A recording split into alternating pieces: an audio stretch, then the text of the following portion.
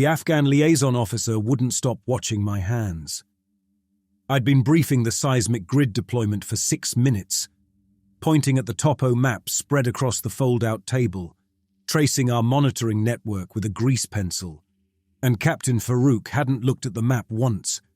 His eyes tracked my fingers like I was palming something, like the pencil might turn into a detonator if he blinked. 12 nodes, I said, spaced at 800-meter intervals across the valley floor and lower ridgelines, standard array for aftershock characterization. We'll have real-time data feeding back to the UN site within the hour. Farouk tilted his head half a degree. Your team is very well equipped for seismic survey work. USGS loaned us the good gear, I said. Earthquake diplomacy makes everyone look cooperative. And the weapons?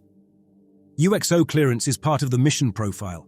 Soviet-era minefields don't care about UN mandates. He didn't smile. Farouk had the kind of face that looked like it had forgotten how. Shallow creases around his mouth, sun-scorched skin, eyes that never quite settled. He'd been district coordination for 5 years, which meant he'd watched every foreign advisor rotation come through with promises and euphemisms, and he'd learned to spot the ones who were lying. I was lying. Not about the seismic nodes. Those were real, and they'd do exactly what I said. But the UN Office for the Coordination of Humanitarian Affairs didn't send 12-man detachments with suppressed carbines and demolition kits to measure aftershocks. They sent grad students with clipboards. We were here because 3 days ago, something under the mountains had started moving in patterns that didn't match any geological model, and someone at JSOC wanted eyes on it before it became a CNN problem.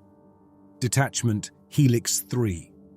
6 operators embedded as technical advisors under humanitarian cover. Officially, we were helping the UN assess structural damage and clear unexploded ordnance left over from 40 years of war. Unofficially, we were here to figure out why the seismographs were drawing sine waves that looked like something was walking. Farouk's phone buzzed. He glanced at it, frowned, then looked past me toward the ridge. "Your man is back." I turned. Rains was coming down the slope in long strides, sat phone handset still clipped to his shoulder rig, tablet tucked under one arm. He was our comms sergeant, mid-30s, wire thin, the kind of guy who could make a satellite uplink work with paracord and spite. He didn't run unless something was wrong, but he wasn't running now. He was moving like a man who'd just gotten news he didn't want to deliver in front of an audience. He stopped at the table, nodded once to Farouk, then met my eyes. "Nodes are live. Full grid acquisition." He tapped the tablet screen, angled it so only I could see. The display showed a topographic overlay with 12 blinking green markers, our seismic nodes, and a real-time waveform graph scrolling across the bottom.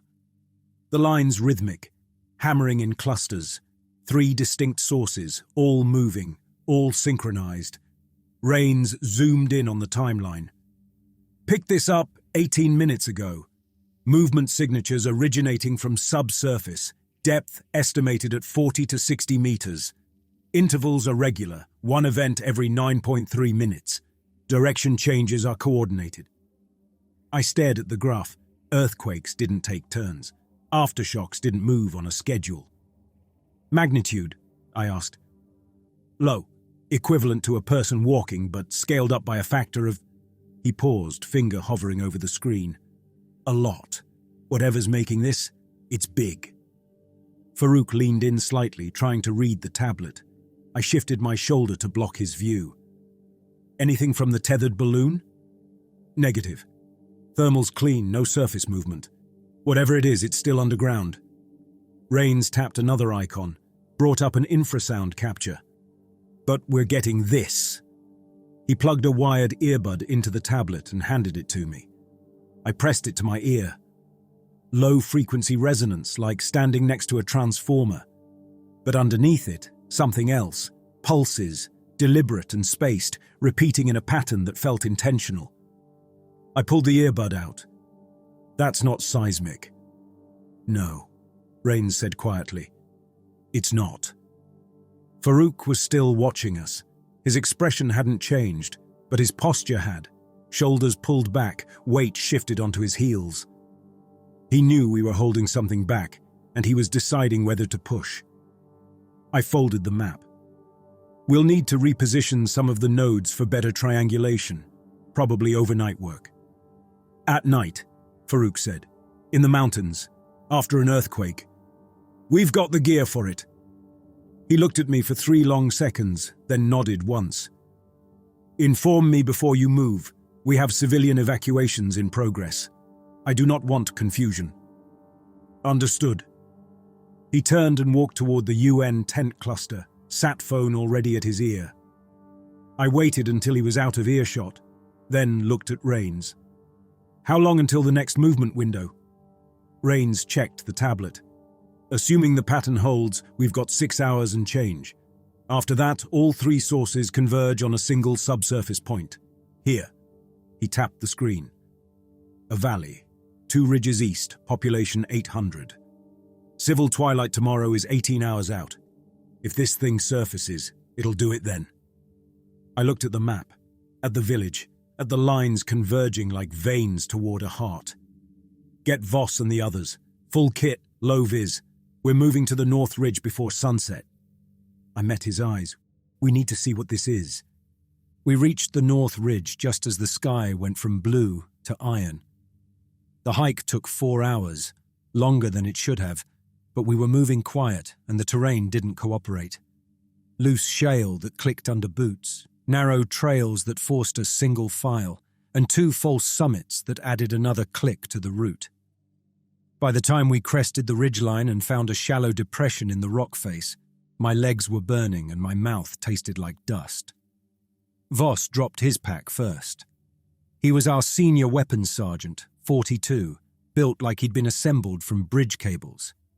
He'd done 3 rotations in Helmand back when the war was still called a war, and he had the kind of calm that came from seeing enough bad days to know which ones actually mattered. He knelt at the edge of the depression, pulled out a small tarp, and started rigging a low-profile hide without a word.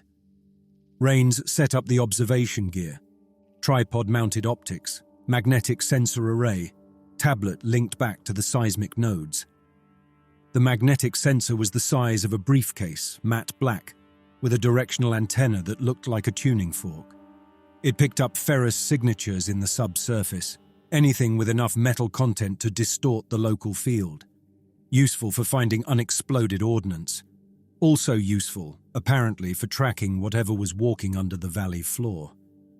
I glassed the valley below with the spotting scope. The village sat in a natural basin, mud brick compounds clustered around a central square with a minaret rising from the old mosque.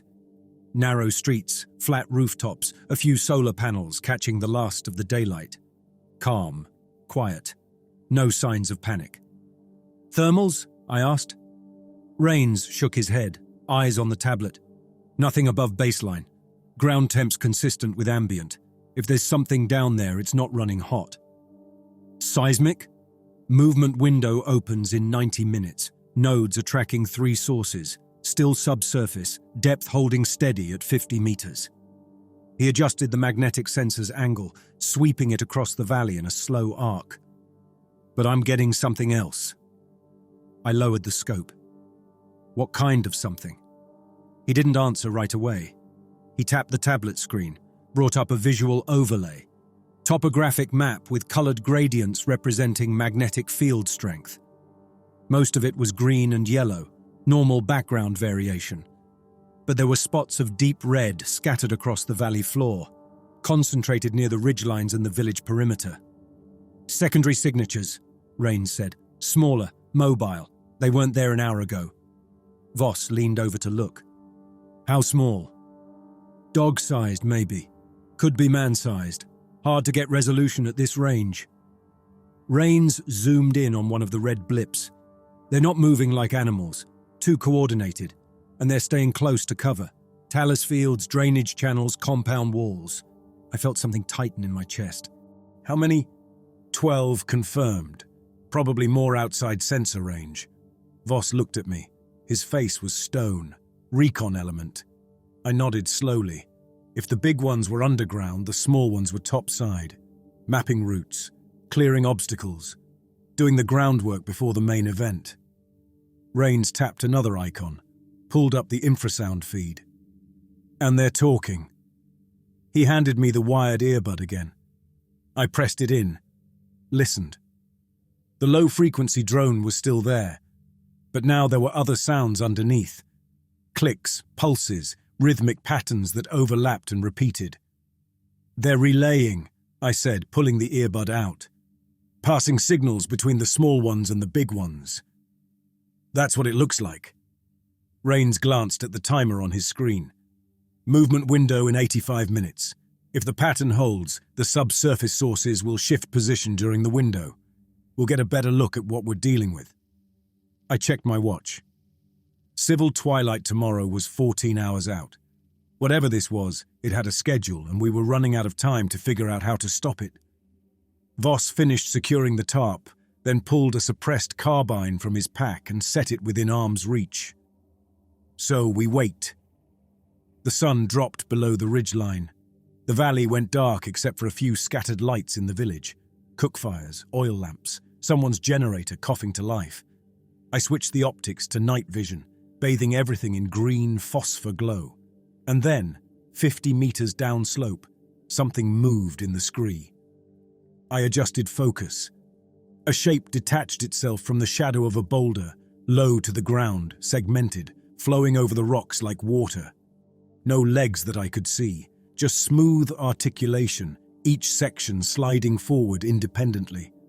It stopped, angled what might have been a head toward the ridgeline, and went still. Rains's tablet pinged. Another red blip, close. Contact, I whispered. 30 degrees left, 50 meters. Voss shifted his weight, hand moving to his carbine. He rested his fingers on the grip. The shape stayed motionless for 10 seconds. 20. Then it flattened, collapsed in on itself until it was barely thicker than a dinner plate and rolled sideways into a crevice between two rocks. Gone. Rains looked at his tablet. Magnetic signature just spiked and dropped. It knew we were here. How? I don't know. Passive sensors, maybe. Magnetic field distortion from our gear. He tapped the screen, brought up the wider sensor map. 3 more red blips appeared on the ridgeline, spaced at 100-meter intervals. And it's not alone. Voss's jaw tightened. They're bracketing us. I looked down at the valley, at the village with its 800 people who had no idea what was underneath them, at the scattered red blips moving through the dark like pieces on a board. The tablet pinged again, a new alert, movement window opening. The 3 large signatures were rising, converging on a single point just outside the village perimeter. And then, against the stars, something stood up. It was massive, 20 meters tall, maybe more, stone and metal fused into a shape that was almost human but not quite. Too many joints, too many angles, segments that didn't articulate the way bone should. Its head turned slowly, and I saw clusters of dim light where eyes might be, optic pits glowing red in the night vision. It took 1 step forward. The ground shook. Dust lifted from the ridgeline beneath us. It took another step. That's what's been walking, Rains said. The giant moved toward the village in slow strides, and on the ridgeline around us, the smaller shapes began to move as well, flowing down through the scree, silent and coordinated, heading for the same destination. I keyed my radio. All stations, Helix Actual. We have visual confirmation on the anomaly. It's active, it's mobile, and it's heading for the village. The giant kneeled at the village edge like it was settling in to pray. It lowered itself in stages, knees first, then hips, then its torso angling forward until its head was level with the minaret's upper gallery. The optic pits dimmed to almost nothing. It went still. Hold position, I whispered into the radio. Do not engage. Repeat, do not engage. Voss didn't move, but I felt the question in his silence. Why was it stopping? Why kneel there, close enough to reach into the streets and then just wait? Rains adjusted the magnetic sensor, fingers moving across the tablet. The smaller signatures are entering the village perimeter. 12 contacts, now 15. They're spreading through the alleyways. I brought the optics back to street level, scanning compound walls and rooftops. Thermal was useless. Everything was cool, ambient temperature, no body heat signatures. But on night vision, I caught movement. One of the smaller constructs slipped along the base of a wall, its segmented body flexing around corners like it didn't have bones. It stopped at a doorway, flattened itself against the frame, and stayed there. Another one appeared on a rooftop, moving in that same fluid roll. It reached the edge, angled its front section, head, sensor cluster, I couldn't tell, toward the center of the village, and went motionless. "It's a cordon," Voss said quietly. "They're boxing them in." The smaller constructs were spreading through the village in a pattern that looked tactical, blocking routes, covering choke points. And the giant was kneeling at the northern edge like a roadblock, its massive frame cutting off the main road out of the valley. I keyed the radio again. "Helix 3, Helix 4, what's your status?" 2 clicks came back, acknowledgement without voice. Pham and Oakes, our security and demolition specialists, were in position on the southern approach. Kagan, our medic, was with them, waiting for orders. I lowered the optics and looked at Rains. "How long until the next seismic event?" He checked the tablet. 40 minutes. If the pattern holds, the other 2 subsurface sources will surface during that window. 2 more giants, 3 total, moving in coordination. And if the smaller ones were setting up a perimeter now, they were preparing for something bigger. "They're herding," I said. Rains frowned. "Herding what?" "The civilians. They're not trying to kill them. They're keeping them contained." I pointed at the giant, still kneeling. "That thing could walk through the village in 30 seconds and flatten half of it. But it's not. It's waiting." Voss shifted his weight, the tarp crinkling beneath him. Waiting for what? I didn't have an answer, but the longer I watched, the clearer it became. The giant wasn't a threat yet. It was a presence, a message. Stay where you are. Don't run. And the smaller constructs were enforcers, making sure no one tested that message. My radio activated, low static, then a voice. "Farouk. Helix Actual, this is district coordination. We have reports of ground tremors near the village. Are your seismic sensors operational?" I glanced at Rains. He shook his head. No way Farouk could see the giant from the UN site, not at this distance, not at night. But he could feel the aftershocks. He knew something was wrong. I keyed the mic. "Sensors are operational. We're tracking localized seismic activity, likely aftershock sequence." A pause. Then, "The villagers are requesting evacuation. They are afraid." They should be, I thought. But if we started moving buses into the valley now, with the giant kneeling at the main road and the smaller constructs locking down the side routes, it would turn into a slaughter. Or worse, it would trigger whatever these things were waiting to do. "Negative on evacuation," I said. "Roads are unstable. We need daylight to assess safe routes." Another pause. Farouk wasn't buying it, but he also wasn't in a position to overrule me. "Not yet." "Understood," he said finally. "I will inform the village elder, but if conditions worsen, I am authorizing movement regardless of your assessment." The line went dead. Voss exhaled slowly through his nose. "We can't hold this off until morning. Those things are going to do something, and when they do, we won't have time to react." He was right. We were sitting on a ridgeline with optics and rifles, watching an unknown threat position itself around 800 civilians, and our only plan was to wait and see what happened next. I looked back at the village, at the giant still kneeling, at the smaller constructs spreading through the streets like a net tightening, and then I saw one of the constructs had moved to the base of the minaret. It was climbing, segments articulating in smooth, jointless motion, adhering to the stone surface like it was flat ground. It reached the upper gallery, the same level as the giant's head, and stopped. The giant's optic pits brightened, just a little, just enough, Rain saw it too. They're communicating. Through line of sight or proximity. If they're using infrasound, that gallery would act like an amplifier. The minaret's basically a resonance chamber. The construct at the gallery stayed motionless for 10 seconds. Then it descended, flowing back down the minaret in reverse and disappeared into the alley below. The giant's head tilted, tracking something I couldn't see. And then, from the southern edge of the village, I heard a low drone. It rolled through the valley like distant thunder, vibrating in my chest behind my eyes. The ground trembled. Dust lifted from the ridgeline. Rains looked at his tablet. Second signature surfacing. Southern perimeter. Range 800 meters.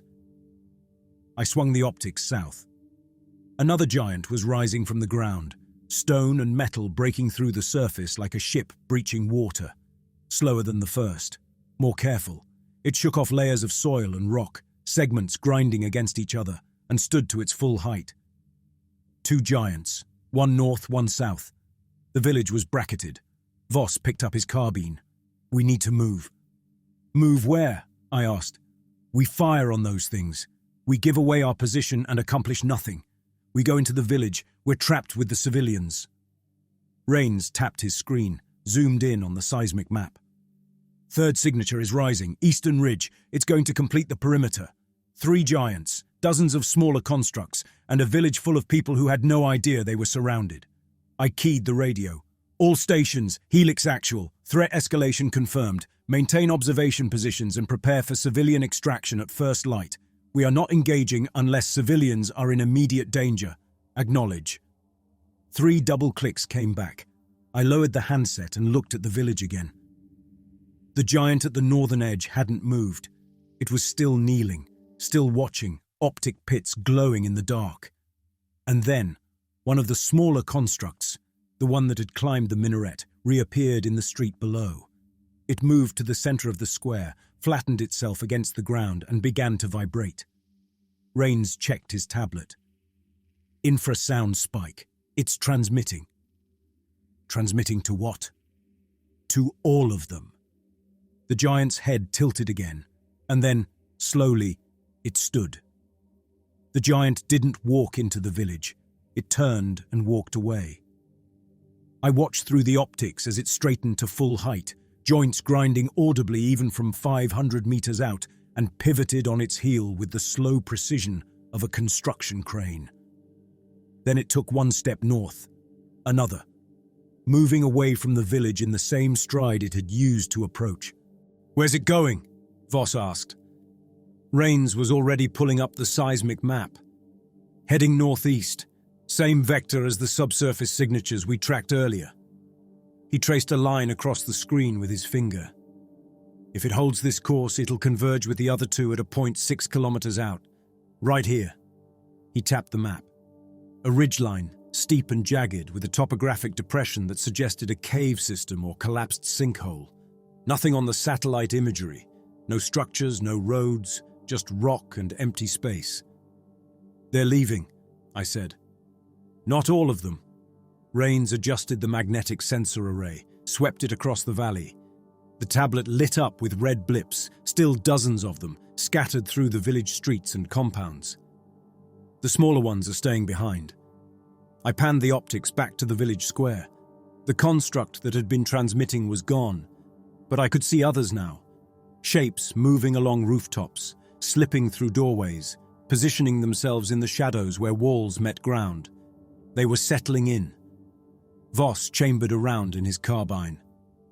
So the big ones walk away, and the little ones stay to guard the perimeter. They're securing the site. "For what?" I asked. He didn't answer. Neither did I. Because the only thing that made sense was the one thing I didn't want to say out loud. They were clearing obstacles, making sure the civilians stayed put, stayed quiet, stayed out of the way while the giants did whatever they were gathering to do 6 kilometers northeast. My radio clicked, Fam's voice low and controlled. "Helix actual, Helix 3. We have visual on the southern giant. It's moving away from our position, same heading as yours. Smaller contacts remain in the village. Advise on next action." I keyed the mic. Hold position. Do not follow the giant. We need to understand the pattern before we commit. 2 clicks. Acknowledged. Rains zoomed in on the convergence point, enhancing the terrain overlay. If all 3 giants are heading there, and the smaller constructs are staying behind to lock down populated areas, that point is the objective. That's what they're trying to protect. Or activate, Voss said. I lowered the optics and looked at him. You think they're waking something up?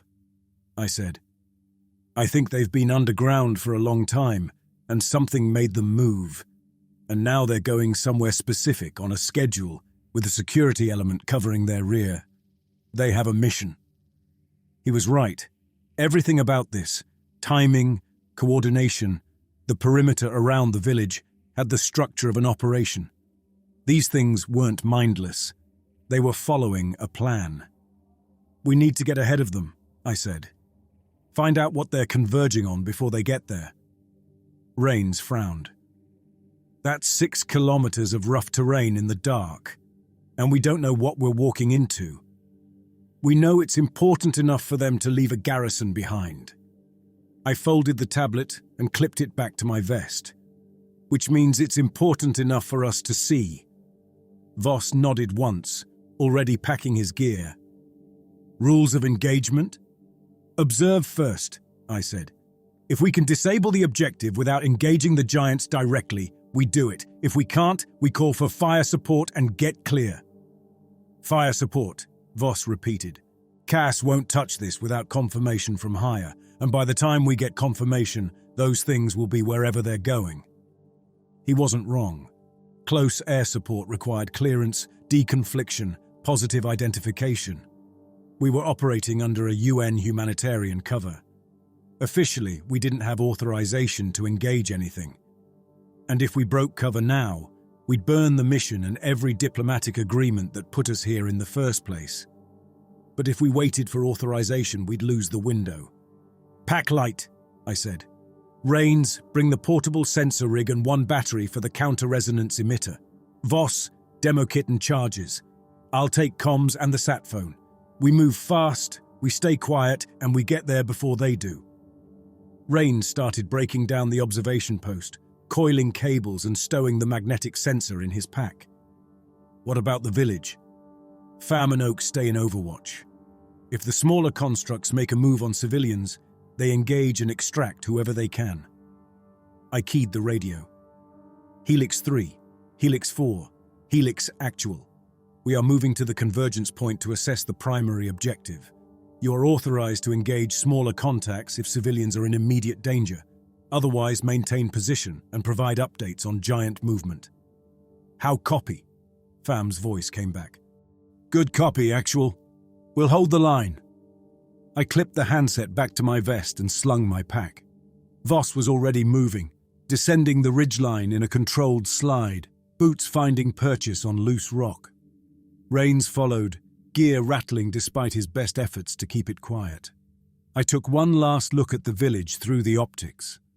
The giant was gone, already out of sight beyond the northern ridge. The smaller constructs had stopped moving. They were in position now, motionless, waiting. For what? I still didn't know. I collapsed the optics, stuffed them in my pack, and started down the slope. We made it 1/2 kilometer before the ground started shaking again. The same subsonic drone I'd felt earlier, but stronger now, resonating through the rock under my boots. I stopped, braced against a boulder, and felt the vibration climb up through my legs and into my chest. Voss froze mid-step. Rains pulled out the handheld magnetic sensor, swept it in a slow arc. Contact, Rains said quietly. Subsurface, 30 meters down, moving parallel to our route. I looked at the terrain ahead. Talus field, scattered boulders, no cover. If something came up through the ground between here and the ridgeline, we'd be exposed. How fast is it moving? I asked. Slow, but it's pacing us. Voss shifted his carbine to low ready. It knows we're here. 20 meters to our left, the ground cracked. A shape pushed through. Stone and metal, segmented body unfolding from the subsurface like a flower opening in reverse. Smaller than the giants. man-sized, maybe slightly larger. Its front section angled toward us, and I saw clusters of dark pits where sensors might be, reflecting starlight. It didn't move, just watched. Rains's hand drifted toward his sidearm. The construct stayed motionless for 5 seconds. Then it sank back into the ground, segments collapsing in on themselves, disappearing into the crack it had made. Gone. But now we knew. They weren't just ahead of us and behind us. They were below us, and they were tracking every step we took. We moved through the dark for another hour, staying on rock when we could, testing every step before committing weight. The burrowing construct didn't surface again, but Rains kept the magnetic sensor running, and every few minutes he'd raise a fist, contact below, holding position, tracking us. The terrain steepened as we approached the convergence point, transitioning from loose talus to exposed bedrock cut by erosion channels, slot canyons narrow and deep, carved by centuries of runoff. Voss led us into one that ran northeast, walls rising 15 meters on either side, gap barely wide enough for single file. "Choke point," Voss said quietly, scanning the rim above us. "If they wanted to stop us, this is where they'd do it." I didn't like it either. The canyon was a natural kill zone. Limited mobility, no lateral cover, one way in and one way out. But it was also the fastest route to the convergence point, and we were running out of time. "Stay tight," I said. "Rains, keep the sensor hot. Anything moves below us, I want to know." We moved deeper into the canyon. The walls narrowed until I could touch both sides with my arms extended. Above us, the stars disappeared behind the stone lips of the rim. The only light came from the glow of Rains's tablet and the ambient starlight filtering down from the slot opening ahead. Halfway through, the ground trembled. Dust fell from the canyon walls in thin streams. A rock the size of my fist broke loose from the rim and shattered on the ground 3 meters ahead. "Aftershock," Voss said. Rains checked his tablet. "Negative. Seismic nodes aren't showing tectonic activity. That was localized. Something moved nearby." "How nearby?" He didn't answer. He was staring at the magnetic sensor display and his face had gone pale in the screen's glow. "Contact," he said. "Subsurface. 50 meters ahead, depth 10 meters. It's rising." I brought my carbine up, clicked the weapon light on, and swept the canyon floor ahead. Nothing yet. Just rock and shadow and the narrow slot leading toward open ground. Another tremor. Stronger. The walls shook. More dust fell, and I heard the grind of stone on stone.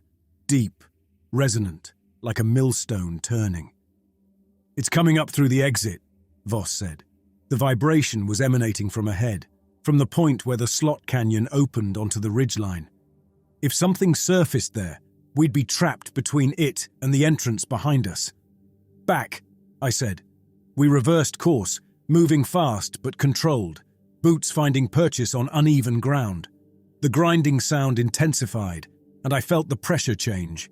Air displacement, something massive forcing its way through solid rock.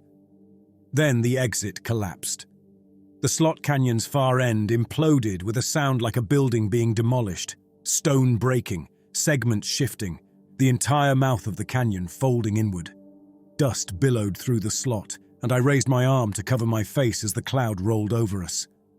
Zero visibility. I couldn't see Voss 3 feet ahead of me. "Contact front," Rains said. I heard it before I saw it. The grind of articulated segments, the scrape of stone on stone. Then a shape emerged from the dust cloud, massive and angular, moving toward us. A giant. Smaller than the one at the village, maybe 15 meters tall instead of 20, but still far too large for the canyon. It shouldn't have fit, but it was compressing itself, segments folding inward, narrowing its profile to squeeze through the slot. "Counter-resonance," I said. "Rains, set it up." Rains dropped his pack, pulled out the emitter, a black rectangular unit the size of a car battery with a directional antenna array on one end. He set it on the ground, flipped the power switch, and the display lit up green. 30 seconds to full charge, he said. The giant took another step, and the canyon floor buckled under its weight. A crack spiderwebbed across the rock between us. Voss opened fire, controlled bursts, aiming for the joint seams where segments met. Sparks flew, but the rounds deflected or embedded without penetration. The giant didn't slow. Aiming for the optics. Voss shifted his point of aim, fired 3 rounds into one of the glowing pits on the giant's head. The light dimmed, but didn't go out. I joined him, firing at the knee joint, the articulation point where the upper and lower leg segments met. I could see the seam, a hairline gap that shifted as the construct moved. If the counter-resonance emitter worked the way the text promised, it would exploit those seams, vibrate them apart at a frequency the material couldn't withstand. But we had to keep it in place long enough for the emitter to charge. The giant raised one arm, a limb that ended in a flat, spatulate structure like a mason's trowel, scaled up 100-fold. It swung down at Voss. He dove left, rolled, came up firing. The arm struck the canyon floor where he'd been standing, and the impact sent a shockwave through the rock that knocked me off balance. I caught myself against the wall, felt the stone vibrate under my palm. Rains was hunched over the emitter, adjusting the antenna alignment, aiming it at the giant's center mass. The giant took another step. Its foot came down 2 meters from the emitter, and the ground buckled again. The crack widened into a fissure. Rains, move. I grabbed his shoulder, pulled him back. The emitter stayed where it was, perched on the edge of the fissure. The display turned blue, charged. Rains lunged forward, slapped the activation button. The giant froze mid-step, and I saw its knee joint shudder. The seam widened. Fragments of stone and metal flaked off, falling to the canyon floor in glittering shards. The joint fractured. The giant's leg gave out. It toppled forward, segments collapsing in sequence, the entire structure folding in on itself like a controlled demolition. It came down fast, and I realized Voss was still in the collapse zone. He was sprinting toward the canyon entrance, but the giant's torso was falling faster. It hit the ground with a sound like an avalanche, and the shockwave threw me backward into the wall. My head cracked against stone, and for a second the world went white. When my vision cleared, the dust was settling. The giant was down, motionless, its torso pinning something against the canyon floor. I stumbled forward, boots slipping on loose rock. Rains was already there, kneeling beside the giant's collapsed form, trying to reach under the massive stone segments. "Voss, can you hear me?" No response. I joined Rains, wedged my hands into the gap between the giant's torso and the canyon floor, and pulled. The construct didn't move. It weighed tons, and it was resting directly on Voss's chest. Rains keyed his radio. "Helix 3. Helix actual is down. We need immediate—" A sound cut him off. A high-pitched scraping like metal on stone, coming from the canyon walls above us. I looked up. The smaller constructs were emerging from crevices in the rock, dozens of them, flowing down the vertical surfaces in that jointless, segmented motion. They were converging on the downed giant, on the damaged knee joint, on Voss's position. "They're coming to repair it," Rains said. I pulled my sidearm, fired at the nearest one. It shattered, fragments scattering across the ground. But the fragments didn't stay scattered. They began to crawl, pulled by some invisible force, aggregating back together. Another construct reached the giant's knee joint. It flattened itself over the fracture, and I heard a sound like grinding glass. The construct was vibrating, bonding itself to the damaged seam, welding it shut with its own body. More were coming, swarming the giant. Rains grabbed my arm. "We can't stop them. There's too many." I looked down at Voss. His eyes were open, staring at nothing. Blood ran from his mouth, dark and thick. His chest wasn't moving. He was already gone. And the constructs were seconds from reaching his body. I pulled a thermite grenade from my vest, primed it, and placed it next to Voss's head. "I'm sorry!" Then I grabbed Rains and ran. The thermite ignited behind us, white-hot light filling the canyon, turning dust into smoke. I heard the constructs scatter, heard the hiss of superheated metal, and then we were out of the slot canyon and into open air. The convergence point was ahead, a depression in the ridgeline, a collapsed section of ground that opened into darkness below, and standing at its edge, motionless and waiting, were the other two giants. We hit the ground and stayed low, crawling behind a cluster of boulders at the ridgeline's edge. The thermite's glare was still fading from my vision, leaving ghost images every time I blinked. My head was ringing from where it had hit the canyon wall. Rains was next to me, breathing hard, face streaked with dust and sweat. He pulled out the handheld magnetic sensor and swept it across the depression ahead. The two giants were standing at the rim of what looked like a collapsed sinkhole, 30 meters across, dropping into darkness below. They were facing inward, optic pits angled down into the pit like they were staring at something we couldn't see. "What are they doing?" Rains whispered. I brought up my optics, zoomed in on the depression. The walls weren't natural, too smooth in places, too geometric. It was an entrance. Something had been carved or excavated here. One of the giants shifted its weight and I heard the grind of stone on stone. It took a step forward, repositioning itself like a sentry taking up a new post. The other giant mirrored the movement, staying symmetrical, maintaining equal distance from the center. "Rains," I said quietly. "What's down there?" He adjusted the sensor, trying to penetrate the subsurface. "Can't get a clear read. Something's disrupting the signal, heavy interference like a resonance field." "A what?" "I don't know how else to describe it.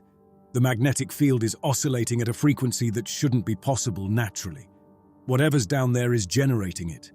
That's what they're converging on. That's the objective." My radio burst with static. Fam's voice, tight and urgent. "We have a situation at the school. Multiple smaller contacts moving on the building. Civilians are trapped inside.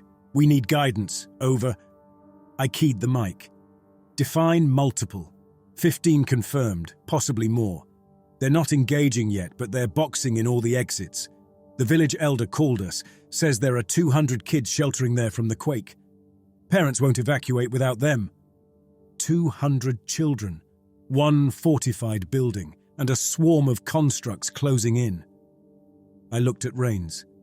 He was staring at the pit, at the giants, at the mission objective we'd lost Voss trying to reach. "We can't do both," he said quietly. He was right. We had two options. Stay here, try to figure out what was in the pit and how to stop it with just the two of us and limited gear. Or go back, link up with Fam and the others, and extract those kids before the constructs decided to do more than just watch. If we stayed, we might stop whatever was about to happen.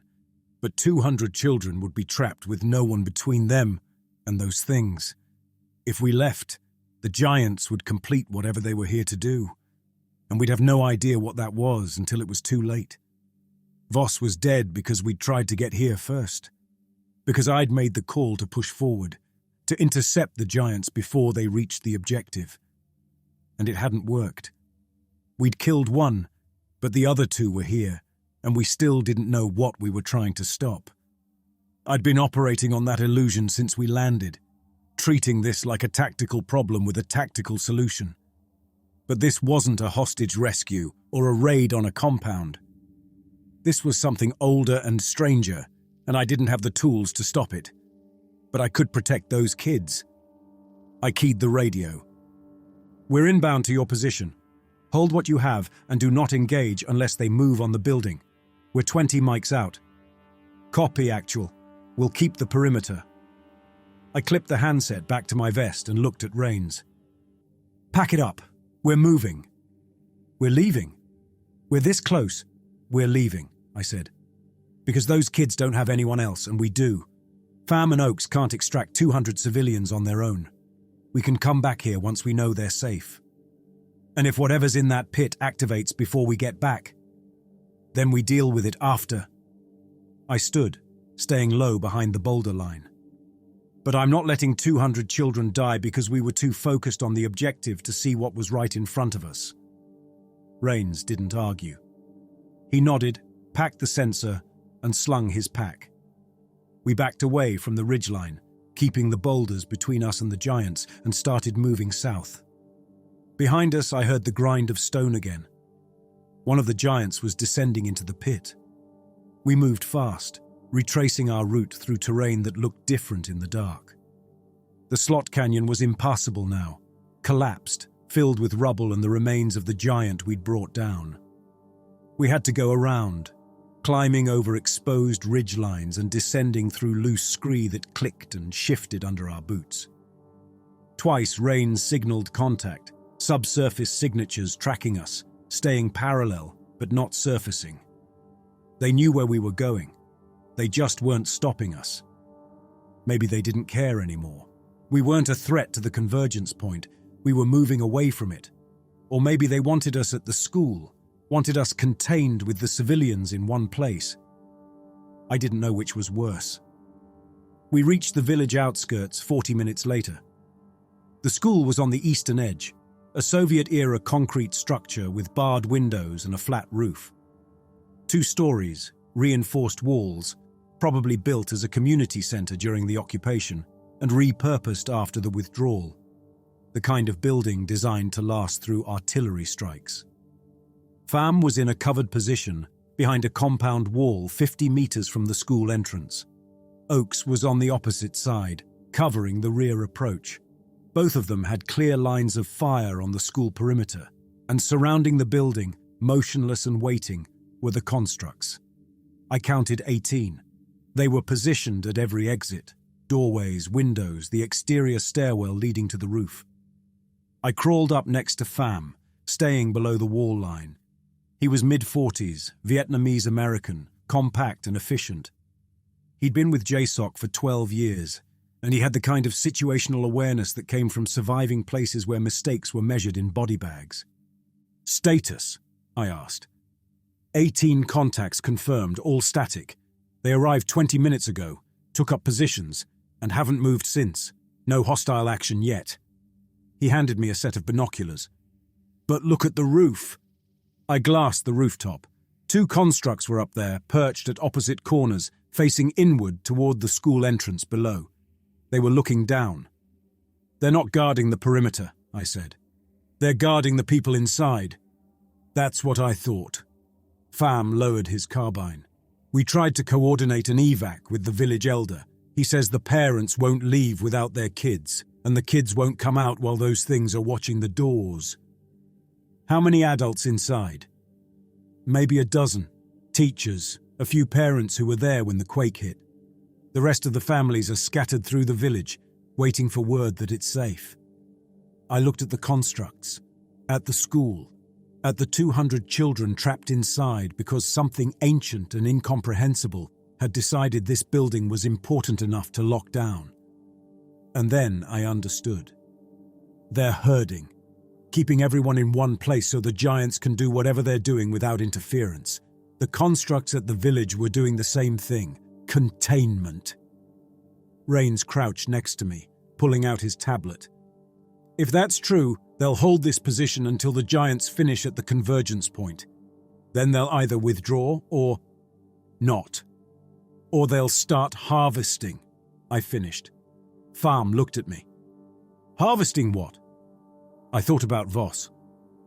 About the construct swarming his body, trying to pull him into the crevices before the thermite burned him to ash. About the way they'd welded themselves to the damaged giant, using their own mass to repair the joint. "Biomass," I said. "Mineral content. Anything they can use to repair the giants or build more of themselves. We need to get those kids out before the giants finish whatever they're doing." We went in through the front door. The constructs stayed in position, 2 flanking the entrance, 1 on each window, more scattered across the compound walls, and watched us cross the open ground with their sensor clusters angled in our direction. Pham moved first, carbine up, clearing the threshold. Oakes followed, then Rains. I came last, keeping my eyes on the rooftop constructs. They shifted slightly, segments adjusting, but stayed where they were. Inside, the school was exactly what I expected. Concrete floors polished to a dull shine, walls painted institutional yellow, rows of wooden desks pushed against the far end of the assembly hall. 200 children sat in clusters on the floor, some crying quietly, most just staring at nothing. A handful of adults, teachers, parents, stood at the edges, trying to maintain order. One of them approached as we entered. Mid-50s, grey beard, lines carved deep around his eyes. The village elder, probably. He spoke in Dari, fast and urgent. Rains translated. He says the children have been here since the quake. Parents won't come near the building because of the... He's calling them demons, stone demons. Tell him we're evacuating everyone, I said. Buses are coming. We need to load fast and move before those things change their minds. Rains relayed the message. The elder nodded, turned, and started organizing the teachers. Kagan appeared from a side hallway, medical kit slung over one shoulder. He was 38, clean-cut, methodical. He'd been an army flight medic before joining SOF, and he had the kind of steady competence that made people trust him instantly. Got 6 kids with minor injuries, he said. Cuts, bruises, one possible concussion. Nothing critical. But there's a girl in the back classroom with a crush injury to her leg, compound fracture, compartment syndrome setting in. She needs a hospital, not a bus ride. I looked past him toward the hallway. Can she be moved? She can be moved, but she needs surgery within a few hours or she loses the leg. Stabilize her. We'll get her on the first bus out. He nodded and headed back down the hall.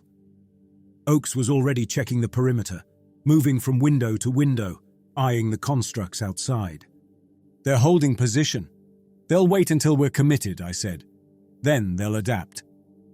Fam pulled out a handheld radio, older model, civilian frequency. Buses are 10 minutes out. Elder says the road took damage from the aftershocks. Some sections are down to 1 lane. Load time's going to be slower than we wanted. 10 minutes. Then however long it took to load 200 kids onto buses designed for maybe 40 each. Call it 30 minutes total if everything went perfectly. I moved to the center of the hall, looked at the floor.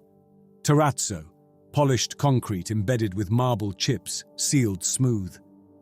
The constructs moved by articulating their segments, gripping irregular surfaces with friction and magnetic adhesion. On this floor, they'd slide. They'd lose traction. This is our advantage, I said, loud enough for everyone to hear. The floor. Those things can't move on smooth surfaces. If they come in here, we have the upper hand. Rains was setting up the portable counter-resonance emitter near the main entrance, running it on battery power. This'll buy us some time if they push. But we've only got 1 charge left. 8 minutes of uptime, then it's dead weight. Make it count, I said. The buses arrived 6 minutes later, 3 of them, old and battered, engines rattling. The elder started organizing the children into lines, teachers guiding them toward the door, orderly, calm. The kids moved like they'd practiced this before. The first group exited the building. 20 kids, walking in pairs, heading for the bus. The constructs didn't move, just watched. Second group, third. The buses were filling up, and then one of the constructs on the rooftop changed position. It moved to the edge, angled downward, and I saw its front section tilt toward the second-story windows. It flattened itself, segments compressing, and flowed over the roof edge like liquid. It reached the window, wedged into the frame, and pushed through. Contact, second floor. I raised my carbine, but the angle was too steep, too much wall between us. More constructs were moving now, abandoning the ground-level positions and climbing. They couldn't enter through the main door because of the terrazzo floor, so they were going vertical. A crash came from the back hallway, glass breaking, then a scream, short, cut off.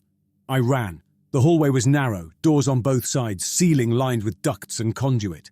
I reached the classroom at the end and saw Kagan on the floor, a construct on top of him. It had dropped from the ceiling duct, landed on his back, and its segments were wrapped around his torso like a constrictor. Farm came in behind me, fired 3 rounds into the construct's center mass. It shattered, fragments scattering across the floor, but Kagan didn't get up. I knelt next to him, rolled him over. His neck was snapped, his eyes were open, empty. The girl with the crush injury was in the corner, staring at us, eyes wide with shock. Her leg was splintered, bandages soaked through with blood. Another crash from the hallway. More constructs coming through the upper windows, dropping into classrooms, flowing toward the assembly hall. Fam grabbed my shoulder. We're losing containment. Buses are loaded, but the third one's stuck. Damaged axle from the road. It's not moving. I looked at the girl, at Kagan's body, at the doorway where constructs were starting to appear, flowing down the walls in that jointless motion. 2 buses, maybe 160 kids, 40 still inside, including the girl who couldn't walk. How long to fix the axle? I asked. 20 minutes, maybe 30. We didn't have 30 minutes. I made the call. Load the injured girl onto one of the working buses. Everyone else gets on now. Standing room, laps, I don't care. The third bus stays. We're leaving 40 kids. We're leaving the ones who can wait, I said. The elder stays with them. We give him a radio and basic supplies. Once we deal with the convergence point, we come back. And if those things decide not to wait? I didn't answer, because I didn't have a good answer. We carried the girl out, loaded her onto the second bus. The remaining children filed on, packed tight, teachers counting heads. The elder stayed behind with 15 kids whose parents hadn't made it to the pickup point. He looked at me like he knew what I was doing, like he understood the math. The buses rolled. I watched them disappear down the damaged road, listing on bad suspension, engines straining. Kagan's body was still in the classroom. We didn't have time to recover it. Rains climbed into our gun truck, a battered Hilux with a mounted technical position in the bed. Oakes took the wheel. Pham rode shotgun. I got in last, checked my watch. The Giants had been at the convergence point for 90 minutes. My radio spat static. Rains's voice, monitoring the seismic feed.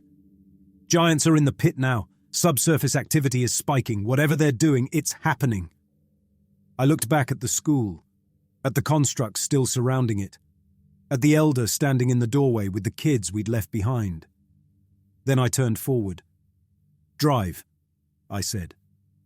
The drive back took 40 minutes on roads that weren't really roads anymore. Cracked asphalt and washed out sections. Oakes kept the Hilux moving, gears grinding, suspension bottoming out every time we hit a pothole deep enough to matter. I didn't look back at the school. Didn't let myself think about the kids still there, or the elder standing in the doorway with a radio that might not mean anything if we failed here. Rains was in the truck bed, braced against the technical mount, monitoring the seismic feed on his tablet. Every few minutes, he'd lean forward and tap my shoulder, show me the display. The readings were getting worse. Subsurface oscillations climbing in frequency and amplitude, centered on the convergence point. It's accelerating, he said over the engine noise. Whatever resonance cycle they're running, it's building towards something. How long? I asked. An hour, maybe less. We reached the ridgeline approach just before dawn. The sky was changing from black to deep blue, stars fading, the mountains gaining definition against the horizon. Oakes killed the engine 50 meters from the depression, and we moved the rest of the way on foot. The pit entrance looked different in the pre-dawn light, wider than I remembered, deeper. Sections had collapsed inward, rubble filling what had been open space, creating a slope of broken rock that disappeared into darkness below. Aftershock damage, Pham said, scanning the collapse with his weapon light. Recent too, look at the dust. Fresh dust coated the rubble, still settling, and I could see where larger sections of the rim had sheared off and tumbled inward. The entrance wasn't blocked completely, but it was no longer a clean descent. We'd have to dig. Oakes dropped his demo pack, pulled out an entrenching tool, and started clearing rocks from the upper section of the slope.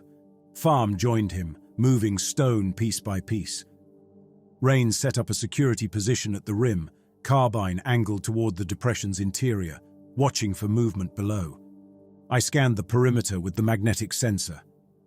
Contacts everywhere, dozens of them, clustered in the crevices and erosion channels surrounding the pit.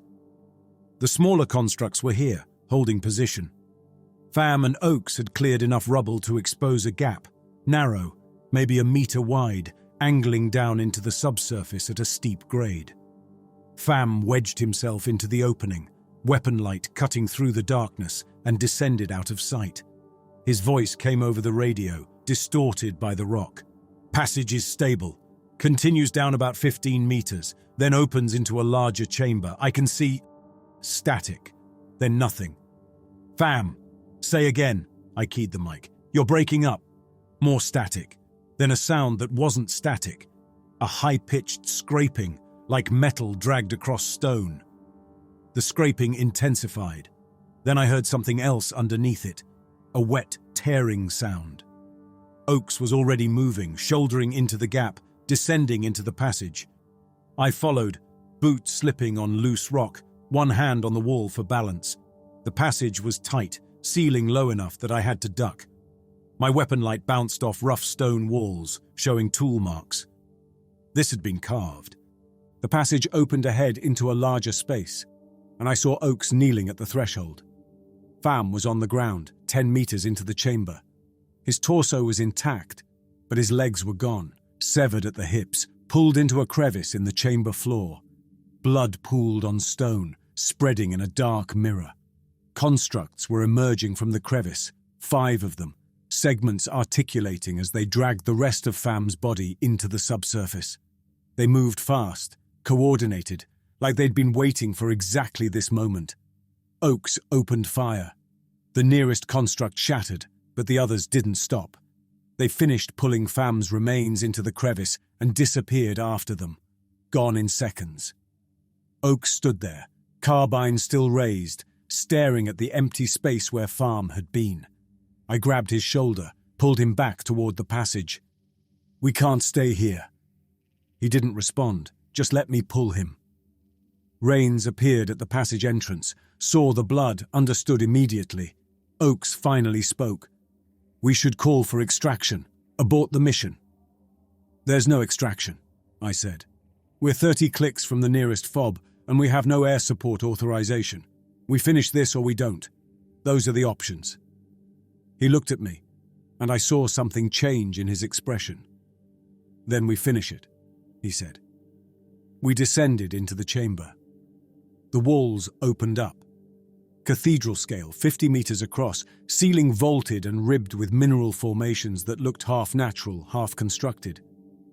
Columns rose from the floor like organ pipes, smooth and geometric, and they were vibrating. The entire chamber was resonating at a frequency just below hearing. And at the center, kneeling on a raised platform of stone, was one of the giants. It was motionless, optic pits dark, but its body was intact and undamaged. Around it, covering every surface, floor, walls, columns, were the smaller constructs. Hundreds of them. They moved in slow, coordinated patterns, flowing over each other like a living carpet of stone and metal. Rains stared at the scene. "Where's the second one?" A sound answered him. The grind of stone on stone, coming from a tunnel opening on the far side of the chamber. The second giant emerged, segments articulating as it ducked through the entrance and straightened to full height. Oakes unslung his demo pack, pulled out the shaped charges. "Where do we place these?" "The columns," I said. "They're load-bearing and they're part of the resonance structure. We collapse them, we collapse the chamber." "And bury the giants," Rains finished. "And bury us," Oakes added. He already knew. We all did. This was a one-way mission. We moved through the chamber, Oakes leading, identifying load-bearing columns and marking placement points with chalk. The smaller constructs flowed around us, maintaining distance but tracking every movement. The giant that had just entered positioned itself opposite the kneeling one, creating symmetry. Both faced inward, toward each other, optic pits brightening to a dull red glow. The resonance intensified. I felt pressure building in my sinuses, behind my eyes, a headache crawling up the base of my skull. Oakes marked the 8th column, the final one. This'll do it. Synchronized detonation, timed to the next aftershock window for maximum structural failure. We've got, he checked his watch, 12 minutes until optimal conditions. Rains was setting up the programmable initiators, small electronic units that would link all 8 charges to a single wireless trigger. I kept security, carbine up, scanning the constructs. They were still holding position, but their movements had changed. Faster, more agitated. They knew something was wrong. Oakes placed the first charge, mounting it against the column base with adhesive backing, then moved to the second. The giant that had been kneeling began to rise, segments articulating with that grinding sound. Its optic pits swiveled toward us, tracking Oakes as he worked. "They're reacting," I said. "Speed it up." Oakes moved faster. 3rd charge placed. 4th. He was halfway to the 5th when the kneeling giant finished standing, and both constructs began to move toward each other, closing the gap between them. "They're linking up," Rains said, looking at his tablet. "Magnetic field spike. They're synchronizing." The resonance doubled in intensity. The pressure was unbearable, like being underwater at depth.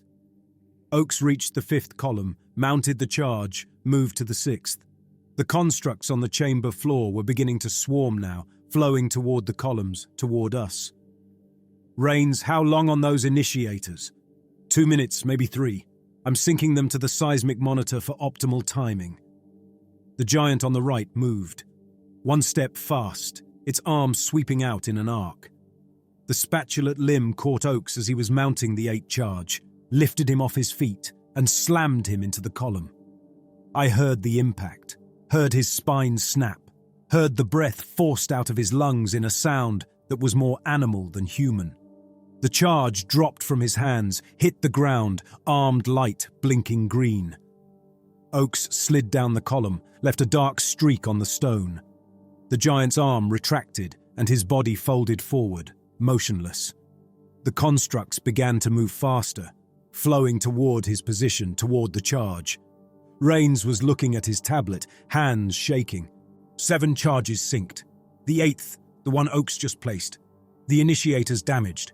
Impact must have cracked the circuit board. It won't link to the wireless network. "Can you fix it?" "No, it's dead." He looked up at me, and I saw the understanding in his eyes. "We need manual detonation. Someone has to stay at the charge and trigger it directly when the aftershock window opens." The constructs reached Oakes's body, began to pull him toward a crevice in the floor. I fired, dropped 3 of them, but more kept coming. They dragged him into the subsurface, and he disappeared. "Get to the surface," I said. "I'll trigger it manually." "No," his voice was quiet but firm. "You're better equipped to survive the collapse. You know the terrain. You've got command authority for the extraction call. I stay, you go." "That's not how this works." "It's exactly how this works." He pulled the manual detonator from his pack. A simple device, a button and a wire running to the damaged initiator. "You get to the surface. You make sure those buses reach the UN site. You confirm the kids are safe. Then you call in what we found here. I make sure the giants don't walk out of this hole." The chamber shook. Aftershock, or the resonance reaching critical, I couldn't tell. Dust fell from the vaulted ceiling, and one of the smaller mineral formations cracked and tumbled to the floor. "Rains! Go!" He pressed the detonator into my hands. "That's an order from someone who's already dead. Don't make me repeat it." I wanted to argue, wanted to pull rank, force him to comply. But I saw the look in his eyes, and I understood. He'd already made his choice. This was the only control he had left. I took the detonator. 8 minutes, I said. Aftershock window opens in 8 minutes. Wait for the optimal moment. You'll feel it when the ground starts moving. Trigger it then for maximum structural collapse. He nodded. I know. I backed toward the passage entrance, keeping my eyes on him. He was already moving to the 8th column, kneeling next to the charge, checking the connection between the manual detonator and the blasting cap. The constructs were swarming now, covering the floor in a living sheet of stone and metal. I reached the passage, started climbing. Behind me, I heard Rains open fire, controlled bursts, buying himself time. I climbed fast, boots slipping on loose rock, hands finding purchase on the passage walls. The resonance was shaking the entire structure now, and I felt sections of the passage shifting, settling. Halfway up, my radio activated. Rains's voice, broken by static and interference. Actual, contacts closing, tunnels. The transmission cut to the sound of sustained fire, then screaming, then the wet, tearing sound I'd heard when Farm died. I kept climbing, reached the surface, pulled myself out of the gap, collapsed on the ridgeline. My hands were shaking. My vision was swimming. The headache from the resonance had turned into something worse. Full body pressure, nausea, the feeling that my skull was being compressed in a vice. I looked at my watch. 5 minutes until the aftershock window. Rains was dead. He had to be. But the manual detonator was still in my hand, wire trailing back into the passage. He'd connected it before he died, made sure the circuit was complete. I crawled to the edge of the pit, looked down into the darkness, saw nothing, heard nothing except the subsonic drone of the resonance chamber. The ground began to shake, seismic movement, rolling through the ridgeline in waves. The aftershock window was opening.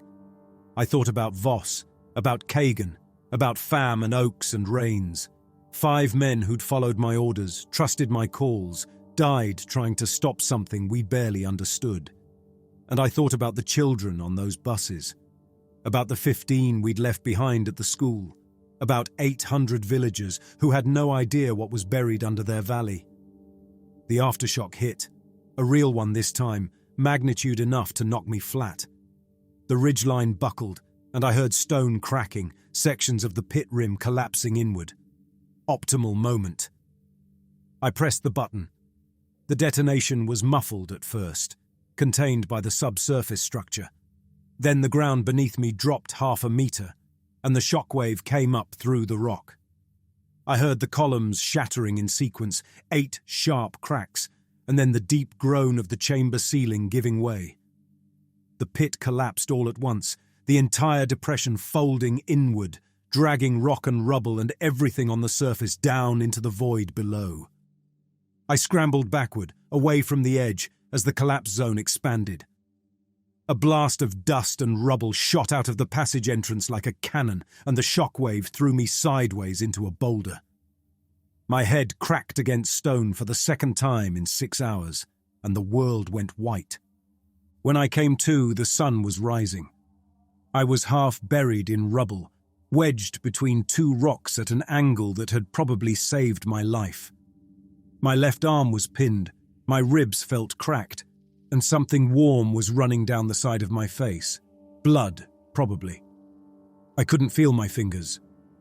I dug myself out over the next hour, moving 1 rock at a time, pulling myself free inch by inch. When I finally stood, the world tilted sideways and I had to brace against a boulder until my vision stabilized. The pit was gone. Where the depression had been, there was now a crater filled with broken stone. Collapsed chambers, shattered columns, tons of rock that had once been a ceiling. Buried under all of it were the giants. And Rains. I walked to the edge, looked down. Saw fragments of the smaller constructs scattered across the rubble like broken pottery, glinting in the dawn light. Some of them were still twitching, segments trying to crawl toward each other, trying to aggregate. But without the command tones from the giants, they just twitched and stopped. My radio was dead, shattered in the collapse. But the sat phone in my vest pocket was intact. I pulled it out, extended the antenna, waited for it to acquire signal. It took 3 minutes. Then the screen lit up, signal acquired. I dialed the UN site. "This is Helix Actual," I said. "Mission complete. Target neutralized. Request extraction for 1 operator." A pause. "1?" "Confirmed. 1. Another pause, longer. Then, extraction will arrive at your coordinates in 90 minutes. The children from the buses arrived safely at the UN site. All accounted for. I closed my eyes. And the school? The school is empty. The remaining children and the elder left at first light. They said the stone demons vanished when the ground shook. They walked away and did not return. The constructs had withdrawn. Probably died when the giants did. The resonance network severed. The command structure collapsed. Mission success. I ended the call, clipped the sat phone back to my vest and started walking, away from the crater, down the ridgeline toward the valley. My left arm hung useless at my side. My ribs ground against each other with every breath. My vision kept blurring at the edges, and I had to stop every 100 meters to vomit bile into the rocks. But I kept walking. Halfway down, I reached into my vest pocket and pulled out the dog tags. 5 sets collected before we'd left the UN site, meant to be returned if anyone didn't make it back. All 5 were coming back with me. I braided them through the fingers of my right hand, looped them around my palm, felt the metal edges bite into my skin. 5 names stamped into cheap metal. 5 men who'd done everything right and died anyway. I kept walking. The valley opened below me, quiet in the morning light. I could see the village in the distance, smoke rising from cook fires, normal life resuming. The giants were half-buried shapes on the valley floor, massive stone forms locked in place, optic pits dark and empty. The smaller constructs were scattered around them like rubble, glittering fragments that looked almost beautiful in the dawn.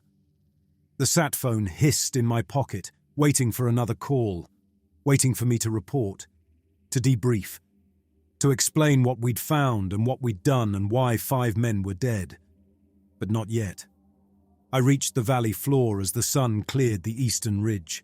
The light was golden, clean, illuminating the giants in stark relief. Up close, they looked older than I'd realized, weathered, ancient, covered in erosion patterns that suggested centuries underground. Terraform sentinels, Rains had called them.